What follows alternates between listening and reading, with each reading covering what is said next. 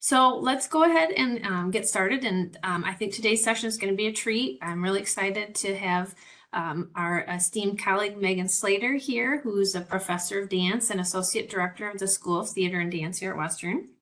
And as an educator and administrator, she has over a decade of experience in assessment and accreditation practices in dance and in higher education. And her current research explores the intersections of strategic planning and assessment practices to develop the dance curricula. And she's also interested in the application of assessment practices that provide faculty the resources to develop curricula and to prepare students for success and assist them in making data-informed decisions. And she's also part of our University Assessment Steering Committee. She served as chair of that in 2018 through 2020. And she was nominated in 2019 by the provost to serve on the core team for WMU's reaffirmation of accreditation for our Higher Learning Commission. She was the co-chair and responsible for the response that was sent to the Higher Learning Commission for our Criterion 4, which is around teaching and learning, evaluation, and improvement. And she's received the Assessment Excellence Award. She's received several mini grants, all supporting the development of dance assessment here at Western. And she is also the National Association of Schools of Dance. She serves with that group as a site evaluator and as an elected representative to the board of directors of the American College Dance Association, where she serves as the East Central Regional Director. So as you can tell, she's highly regarded, well respected, and has much interest in assessment and evaluations. And she's also just an overall lovely person to work with. So please join me in welcoming Megan Slayter. Thank you so much for being here today, Megan. Wow, thank you, Karen.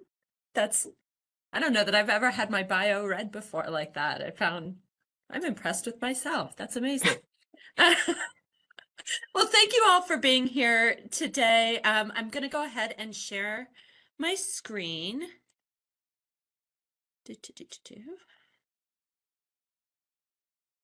There we go.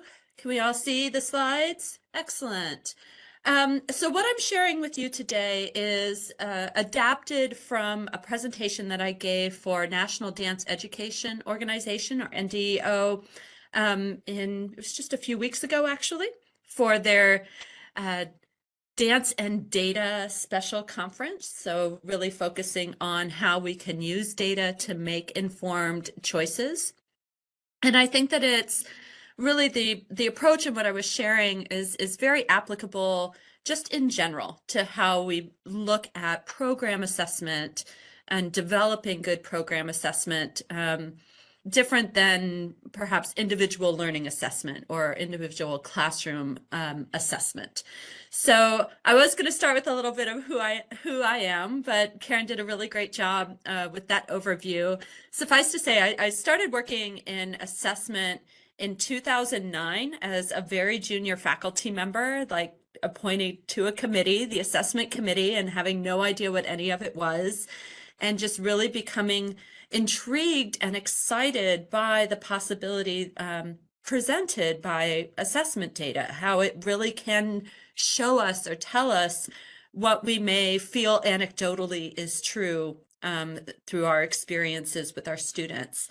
So I dove right in, and my colleagues have all been very happy, although they do look at me a little askew when I, am happy to take over any of the spreadsheets and the data analysis, and let's look at how the curriculum mapping works. And I get really excited about those things. So I was super thrilled to learn about the University Assessment Steering Committee and to be able to join that because there I think I found my people. Thank you for being there, having lots of fun with assessment. And last fall, I was able to go on sabbatical, which we're referring to as sabbatical, glorious sabbatical, to spend some time and space really looking at the assessment practices that we've done in dance over the past 10, 15 years or so, because I really think that they can serve as models of some best practices and applicable to other programs. And through that, really becoming excited by the possibility that is there within our assessment practices to tell a story about what it is that we do and what it is that we teach. So I'm becoming very interested in questions around like, how do we articulate what it is that we do? And how do we share the exceptional quality of our programs, particularly with those who may not understand them? I'm interested in is assessment relevant at the program level? I think that's an authentic and good question to be asking. Or is it just a necessary evil to justify our work to administrators in upper administration? I think it's fair to say that there's an aspect of that or a feeling of that in assessment work. How can we make assessment valuable to faculty in making considerations for improvement? I'm interested in assessment as advocacy, actually. Like, how do we really show and advocate for not just our programs, but perhaps higher learning in general, higher education in general in this day and age? And I think assessment data is one of the tools that we have to make those arguments. And how do we get beyond just retention, graduation rates, and anecdotal evidence of alumni success to data that really proves what we do? And I'm interested in results. So today I'm going to be talking about program assessment. So program assessment is intended to answer a seemingly simple question. Are our students learning what we said they would learn? As faculty and experts in our field, we design curricula to prepare students for vibrant careers in their chosen profession. However, we know that a curriculum is more than just a series of courses. Our students are shaped by a multitude of experiences that we curate for them, guest artists or guest speakers, projects that they work on, involvement in faculty research, leadership in their various student organizations, mentorship, and their own projects, of course. So our programs are designed not only to develop, I have dance artists, but in more general, to develop students in their chosen career, but to also develop them as human beings, to have them develop an understanding of their self and their role in the world, their purpose and how they're going to apply what it is that they learn. So what we ask really is the development of that self and individual purpose. So can we measure this work and share with others what it is we truly do? And I believe that assessment allows us to do this. It allows us to gather data that demonstrates the learning happening in our programs. But how? All right, now we get to the nitty-gritty. So we've all seen these, right? This is just, I literally did a Google search and pages and pages of these rainbow cycles. They're images of the assessment cycle, and we're told to close the loop.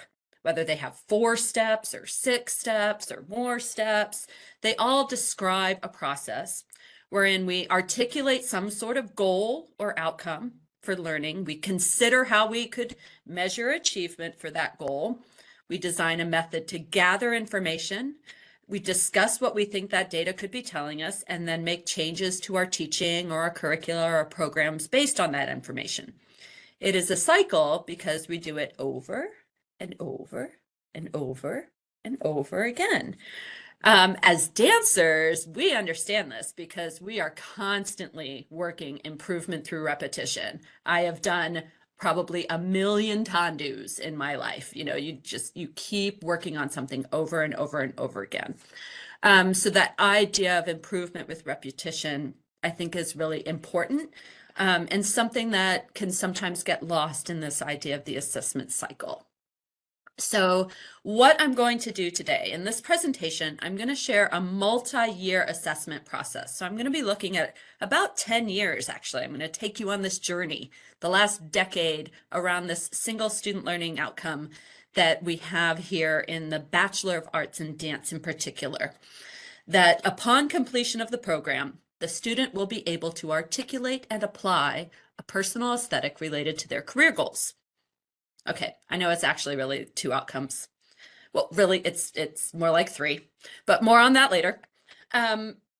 What I will show is how we used curriculum mapping to demonstrate where skills associated with this outcome are emerging, developing and demonstrated as proficient across the curricula.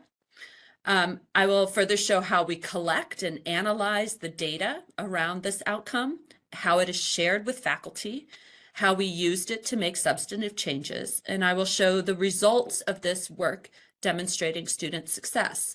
What I like about this presentation is I don't just show one loop. I show multiple loops that we took over time and how you can see that the information builds towards student success. And then finally, I'll speak briefly about how in administration, I use this assessment data to demonstrate alignment with our new university strategic planning. All right. So where we started, we're going to go back to 2013. And the department, we were a department of dance then, we're now a school of theater and dance, had a learning outcome already that the department intends to educate students who will articulate and apply a personal aesthetic. And we determined that the senior capstone project was the best place to grab data on whether or not they had achieved this. And we broke it into then 3 very measurable outcomes related to this. The first, that senior BA dance students demonstrate the ability to articulate a personal aesthetic. So if you're going to be able to articulate and apply it, there needs to be some place that you write it or you speak it, something that they have to do. So we developed something called the personal artistic statement. We didn't invent it. Grant applications have been asking for personal artistic statements from artists for, I don't know, decades. But it actually had a good connection to our professional field as well, is this 1 page, usually a paragraph, no more than 2 document that says who you are as an artist and what you're interested in doing, was a document they were going to need after graduation. And so teaching them to write it met several kind of components that we were looking for within the curriculum. So they had to be able to write it. We were looking at the project itself, whether it was of high quality. And so we have, of course, rubrics and everything associated with that within its course. But in terms of capital A program assessment, we could kind of lean on the fact that it was already assessed by faculty using the course rubric. And I just need to know the final grade of that project, the quality. So for our dancers, this could be choreographing a dance. It could be a research project. It could be leadership. It could be any kind of capstone project that they imagine. Our BA in dance is especially fluid and able to be designed towards the student's career goal interests. And then what we were really looking at is that the capstone project demonstrates a connection between these 2 things. That what they said they were interested in as artists is what they actually did, that you can see the reflection of those 2 things. And this was very important for for us to understand that our young artists that we were sending out into the world had a really firm grasp of who they are, what they want to do, and demonstrated ability to do the thing they said they could. So really a lot of complex ideas wrapped up in this 3 very simple learning outcome. So because it was connected to the senior capstone project, our data collection method was really simple as well. So senior capstones are mentored and graded by both the faculty of record for that capstone course and 1 additional faculty member for each project. So there are 2 results per project. There are 2 faculty inputs, 2 faculty grades for every project. It requires no additional work for the faculty to complete this assessment. Back in 2013, it was a form I put in their mailbox. Then it became a fillable PDF because I was super cool that way. And now it's a Google form that they just have to, that I email them at the end of, like right around finals week. And they complete this right alongside of the grading that they're already doing for this project. So it's very simple. It's very easy to complete. It makes it very easy to quantify something that is fairly complex. And yeah, I'm really proud of the Google form now. So this is our data in 2013. So I'm able to look at, and this is just the BA. So what was this telling us? That the quality of the project, if you look at number 3, the quality of the projects were really not very good. What they were turning out was not what we would have considered high artistic work or high quality projects. This was especially concerning for us because we also look at this outcome for our BFA, our Bachelor of Fine Arts students. And our Bachelor of Fine Arts students were creating exceptional projects. They were consistently much stronger than our BA students. So our BA students themselves somehow just inherently less than a BFA student? Well, no, of course not. That is just silly to think that one group of humans is just statistically better than the other group of humans. That's crazy. There has to be something else going on here. So something was off in our BA program. Something we were doing really well with our BFAs wasn't really happening with our BA students. We also saw that the quality of the written statements were not great. Our students don't write well. I think this is something that we all struggle with kind of across the board in trying to encourage their articulation. What's kind of surprising is that number 2, there was a really good match between not well-written personal artistic statements and poorly executed projects. Like when you do something not well on both places, the connection is kind of naturally there. So that wasn't that much of an outlier, although it's funny to see the data kind of churn that out. So this is where we were about 10 years ago. So we discussed these outcomes at the fall retreat, and we continued to discuss them then throughout the year. And different aspects of the conversation led us to, like, where in our curriculum do we introduce and develop the skills related to this outcome? So the skills that we're looking at is, do they understand what an aesthetic is? Do they understand their personal aesthetic? And then how can they begin to connect that to their project? And we did this through curriculum mapping.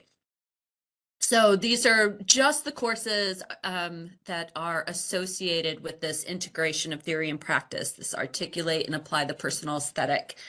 There's a lot more things that we do in the BA in dance, but for the purposes of this very brief presentation, focusing just on this one. So in our first year performance class is where we begin to introduce them to the idea of the aesthetic.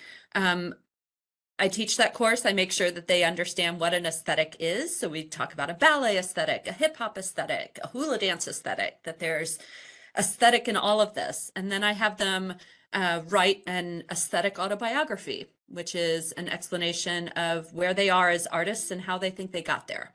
So it begins to plant these seeds, which is where it says it's emerging.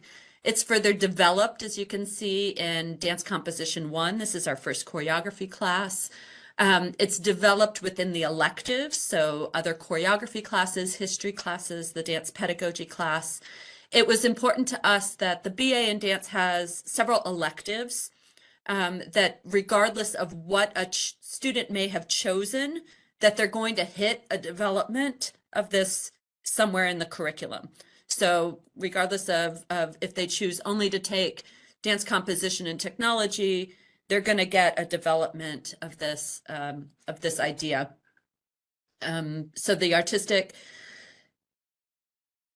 where we begin to see the application of that aesthetic to creative work is in the choreography sequence. They perfect their final, they're proficient in their final assessment in their senior capstone project, and they write their final drafts of it in senior seminar. So that's kind of that career readiness or career prep course.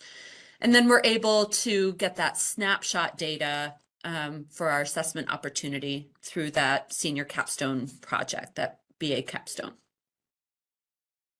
All right, so what happened? 2017, we made all of these changes. We developed the integrating that work into our curriculum more, really talking with the faculty who taught those courses, and we saw results. So the overall quality of the written statement got better. They got better at writing this thing. The projects themselves got better. We got better at teaching it. We got better at helping them prepare for it. Those got better. But now the degree to which these two things relate to each other, that went way down. It's like we developed the assignment to say, hey, assignment, do this one specific thing. And it did that really well, but that wasn't necessarily related to who they were as artists. So they were writing a good assignment for us. They were turning out a really great project, but the really great project might be a research project based on maybe they're an exercise science double major and they're writing a research project on injury prevention around the knee or around the hip or the lower back, and they do a magnificent research assignment. But it's not at all related to the artistic statement that talks about what they're interested in choreography, because they didn't do a choreographic project. There was something disconnected. We also, around this time, had other assessment information coming forward. So we had our site visit for reaccreditation by the National Association of Schools of Dance in 2017. We spent a year really discussing the feedback that we received from that site evaluation, which did point out some discrepancies and some irregularities between our BA and BFA, essentially pointing out the same information that our assessment data was telling us. And in 2018 and 2019, the capstone assessment data confirmed previous data with little to no change. You know, we have such a small group sometimes, you can have like one student kind of statistically throw things off. So just kind of even accommodating for that, we weren't seeing that change. So at this point, I was department chair, and I planned a curriculum retreat. So there is something off in our BA in dance. We have seen this consistently, and we're looking at 5-6 years of data. We're looking at our accreditation self-study is telling us something's not right here. It's not preparing them the way we thought that it should. So at this curriculum retreat, I love retreat. It's just short for long ass meeting. It was a really long ass meeting talking about curriculum. But I had our faculty imagine our ideal BA student, or 2 or 3 of our ideal PA students. Who are they? How do they spend their day? What are some of their personality traits? What careers does the student have when they graduate? And what is the role of dance in that career? Because I knew that our faculty know our students. I knew that information was there. We needed to go back to the beginning, and we needed to talk about who are our students? What is it that we're trying to have this degree do? What is our primary purpose? And so having them imagine these students was really helpful. They came up with Ashley and Sammy Bammy. Sammy Bammy, I still reference from time to time, anytime we're talking about students in general, because both Ashley and Sammy Bammy were diligent, they were determined, open, adaptable students. They had interests beyond dance. They were double majors in dance and something else outside of dance. They were entrepreneurial, they were innovative, they had a strong work ethic, they were interested in dance, and with some other major bolstering that idea, they were interested in integration. So from there, we were really able to shift the conversation to that primary purpose in dance. What do we hope the students do after completing them? And this was a really rich conversation where we were keep referencing back to, well, how do we support Sammy Bammy, who doesn't want to take 3 levels of choreography because they want to go into marketing? Like, how do we support this career goal? What activities and projects and learning experiences provide those opportunities? And we were really able to review the current curriculum. This was the age of WMU of design thinking, and I may have gotten a little excited about that. There may or may not have been very large Post-its notes around. There may or may not have been little dots, little sticker dots that were distributed so that people could, put dots on the curriculum. But in all honesty, this also allowed our junior faculty to have as much voice in this process as our senior faculty. So a lot of times, and not a lot of times, but sometimes I think when you're sitting around a table of both junior and senior faculty talking about how to change curriculum, as a junior faculty who may have some very exciting new ideas about how to approach preparing students for what's happening in the field today, you feel intimidated by the more senior voices in the room, who might feel a sense of ownership about that curriculum. But by making this a little bit more anonymous and giving equal footing with the stickers, we were able to see some very interesting things come forward, and make some streamlining decisions, some very real challenges, very real changes to our Bachelor of Arts in Dance. So we were able to articulate a very clear purpose statement. We were able to keep that student learning outcome, the integration of theory and practice through an individual project that applies artistic philosophy to career goals. So the language of it changed a little bit, but it's still looking at the same thing. These align very closely with National Association of Schools of Dance guidelines. So we were able to kind of blend in our accreditation guidelines to these outcomes so that when it came time for our reaccreditation, which is in like another 2 years, so I have to write that self-study, that data is really already going to be there, and we're going to be able to do that much more easily as well.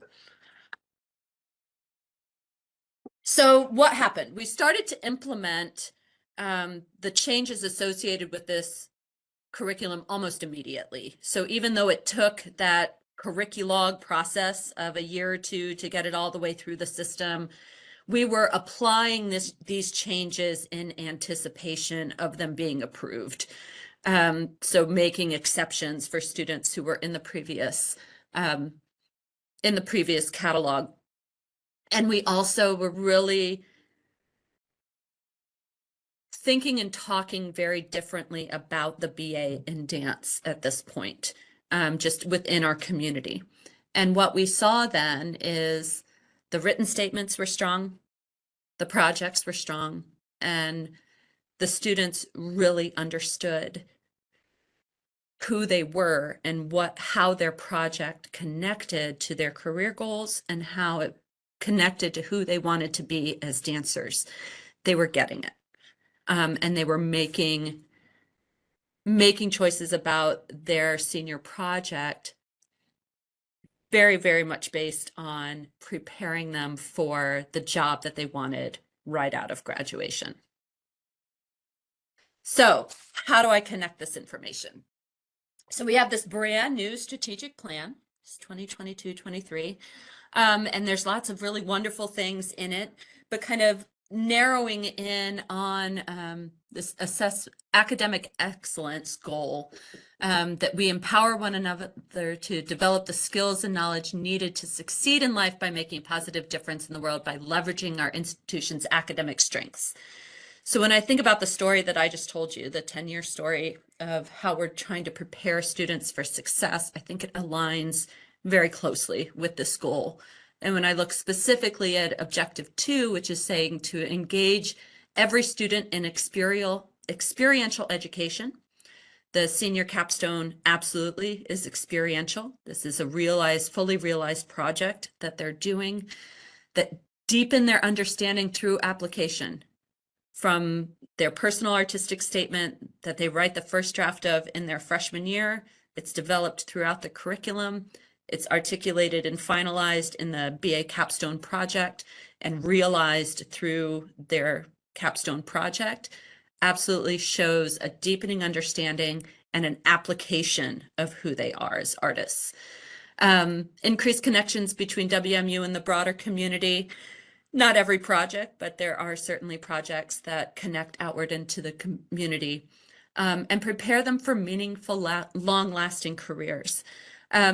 I didn't have time in this presentation to go into this further, but another aspect of our assessment process is alumni survey engagement. So I haven't had a chance yet. It was just one semester sabbatical. I didn't have a chance to look at all that 10 years of assessment data for that. But that is something I'm really interested in seeing, is how can we really demonstrate and prove this success model? Because we were seeing it as the seniors were graduating, we were seeing it in that exit. Has that translated into 3, 5, 7, 10-year success for our alumni? So what's next? Well, the Dance Senior Capstone Showcase is Saturday, April 20th at 2 p.m. I was super excited. I've taken on management of this project, teaching this course for the first time in my career. And I have implemented a lot of the changes reflected of these conversations. So we'll see more equal representation of research projects or projects. I talk about dance where the and might be a little bit of stronger component than the dance. And to be able to celebrate those projects as equally as our more dance heavy projects. So I encourage you, if you're free, to get your tickets and come on out to see our Senior Capstone Showcase in April.